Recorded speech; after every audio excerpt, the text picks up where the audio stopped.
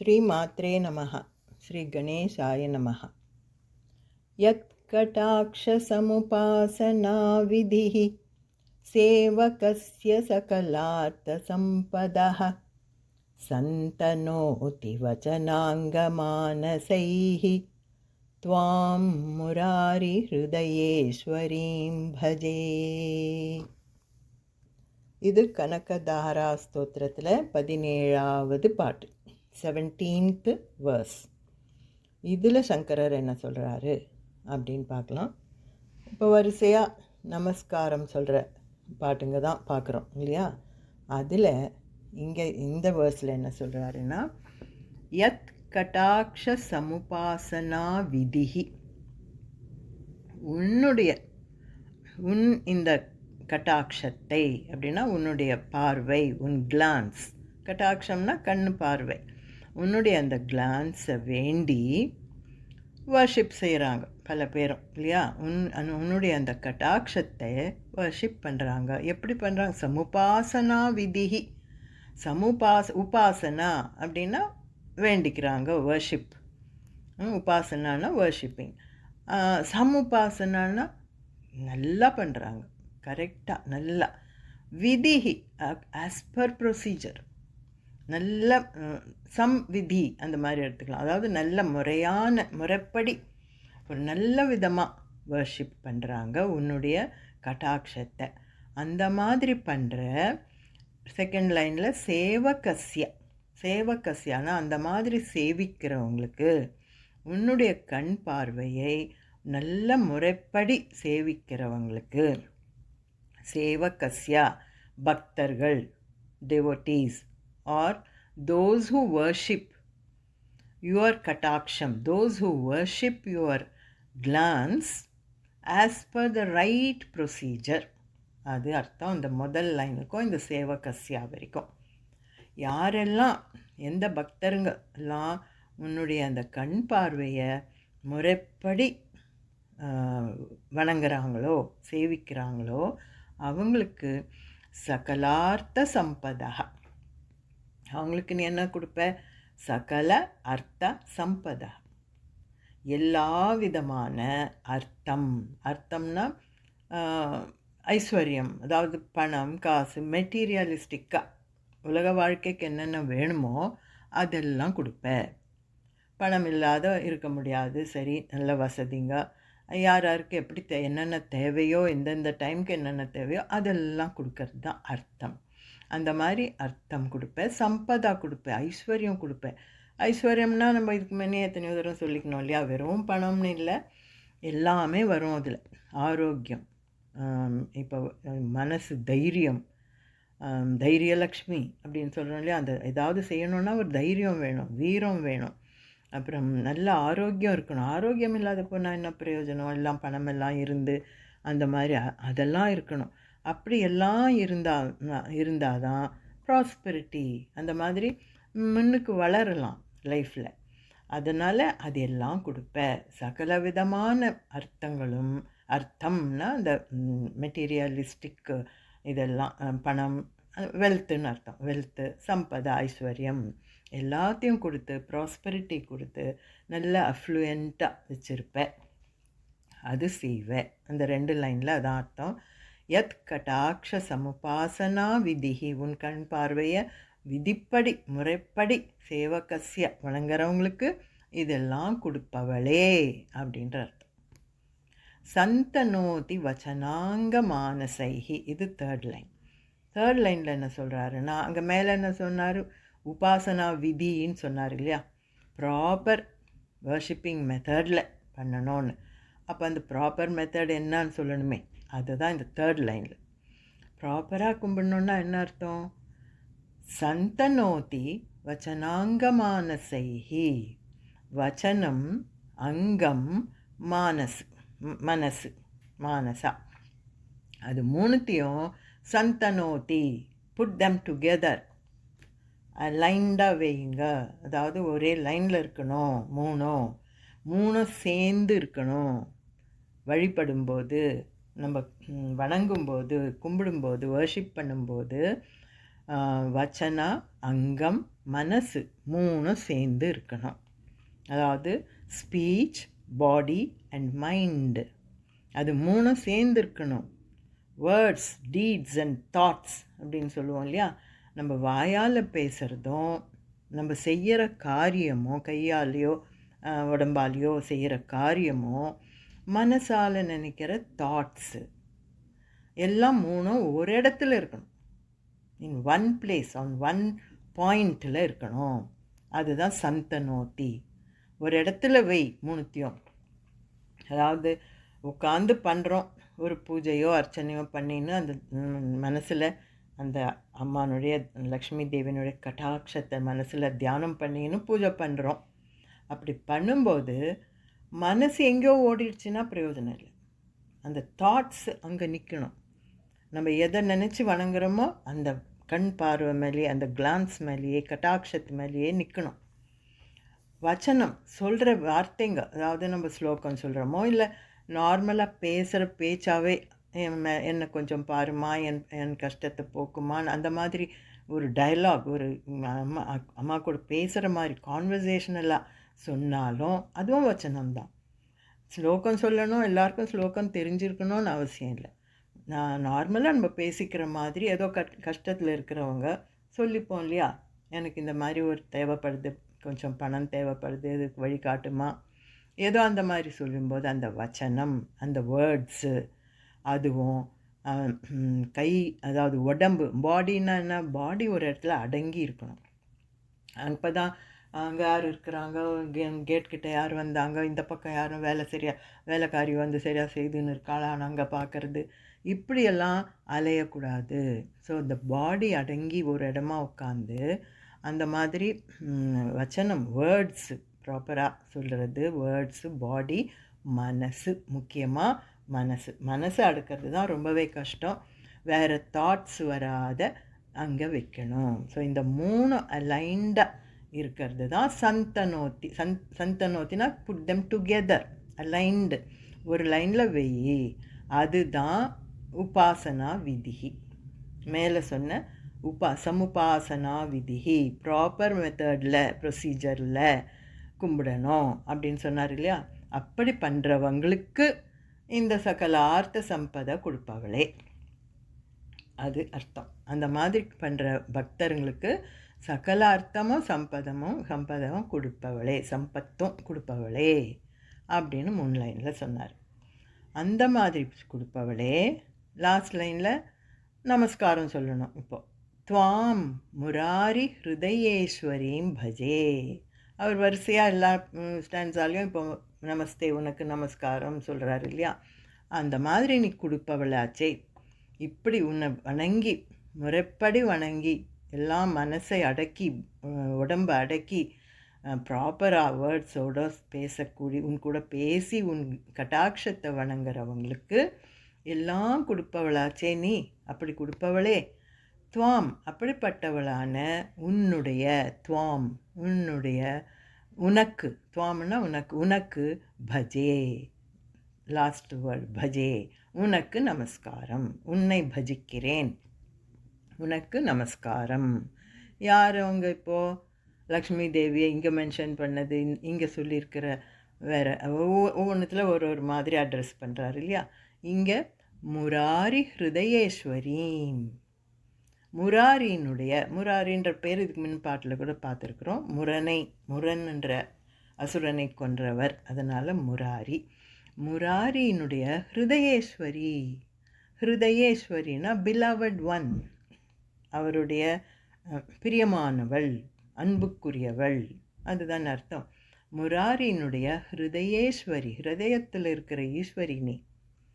அப்படியான உனக்கு உன்னை பஜிக்கிறேன்னா உனக்கு நமஸ்காரம் பண்ணுறேன், அதுதான் அர்த்தம். ஸோ இந்த பாட்டை அந்த மாதிரி நமஸ்தே சொல்லியிருக்காரு இந்த 17வது பாட்டில். அதுக்கப்புறம் அடுத்த பாட்டும் பார்க்கலாம். सरसिजनिलये सरोजहस्ते धवलतमां शुकगन्धमाल्यशोभे भगवतीं हरिवल्लभे मनोज्ञे திரிபுவனபூதிகரி பிரசீத மஹ்யம். இதில் இது 18வது பாட்டு. இப்போது இதில் என்ன சொல்கிறாருன்னா, சரசிஜ நிலையே. சரசிஜ நிலையே அப்படின்னா, சரசிஜம் அப்படின்னா தாமரை. தாமரையில் இருப்பவளே, தாமரையில் உட்காந்துருக்கிறவன் எத்தனையோ பேரில் எத்தனையோ பாட்டில் பார்த்தோம் இல்லையா, அதுதான் நிலையமாக, அதுதான் உன்னுடைய டுவெல்லிங் பிளேஸாக இருக்கிறவளே. சரசிஜம் அப்படின்னா lotus, sitting on the lotus இல்லையா, whose dwelling place is lotus. அப்படி தாமரையில் அமர்ந்திருப்பவளே.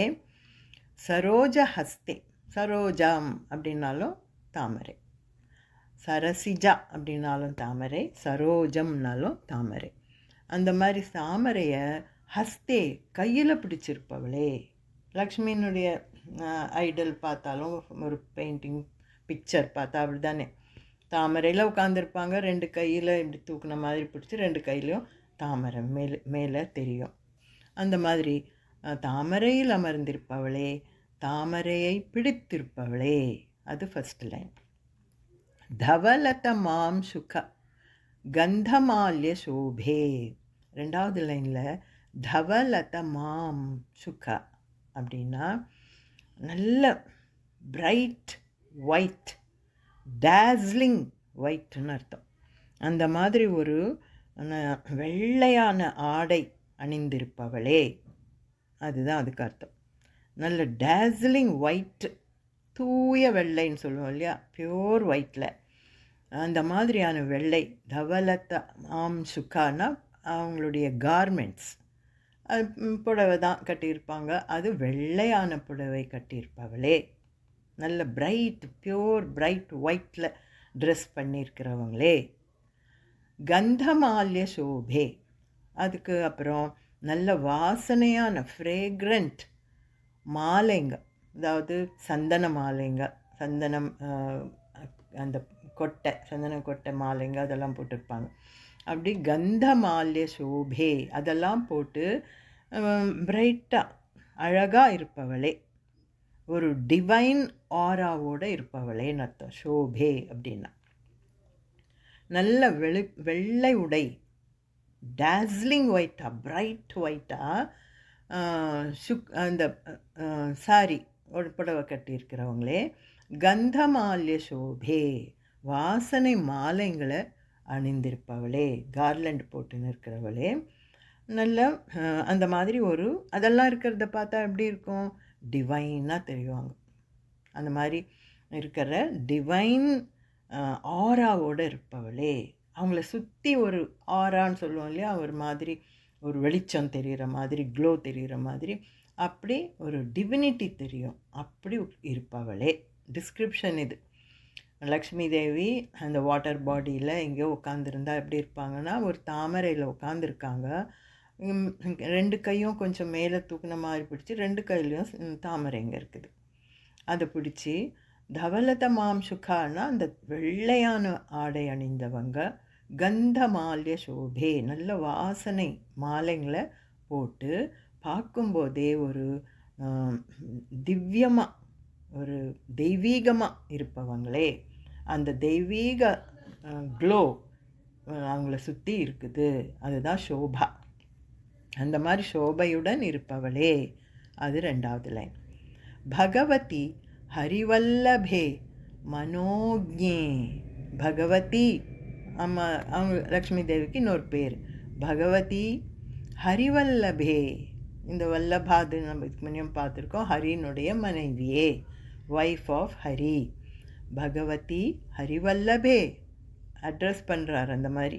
ஹே பகவதி, ஹே ஹரிவல்லபே மனோஜ்ஞே. மனோஜ்ஞே அப்படின்னா நல்ல ஒரு அதாவது அட்ராக்ட் பண்ணுறவளே, ஒரு எல்லாரையும் ஈர்க்கக்கூடியவளே. அந்த மாதிரி ஒரு ஈர்த்து பார்க்குறவங்களுக்கெல்லாம் சந்தோஷம் கொடுப்பவளே, எல்லாருடைய மனசுலேயும் சந்தோஷத்தை கொடுப்பவளே, அப்படி இருக்கிறவளை மனோஜ்ஞே அப்படின்னு சொல்லுவாங்க. அந்த பார்க்கும்போதே நமக்கு அந்த டிவினிட்டி தெரியுது. அந்த தூய வெள்ளை ஆடையும் மாலைங்களும் பார்க்கும்போதே டிவினிட்டி தெரியுது. பார்த்த உடனே எல்லார் மனசுலையும் என்ன வருது? ஒரு சந்தோஷம். அந்த திவ்யமாக அவ்வளோ தெய்வீகமாக தெரிகிறாங்கன்றதுனால அப்படி ஒரு சந்தோஷம் உண்டாகுது. அதனால் அப்படி ஈர்க்கிறாங்கன்னு அர்த்தம். கேப்டிவேட்டிங், மனோஜ்ஞேனா கேப்டிவேட்டிங்கும் சொல்லலாம். மனசுக்கு சந்தோஷம் கொடுப்பவளே, அது அர்த்தம். திரிபுவன பூதிகரி. திரிபுவனம்னா மூலகத்துக்கும், பூதி, பூத்தினா எல்லா விதமான மங்களங்களையும் கொடுப்பவளே.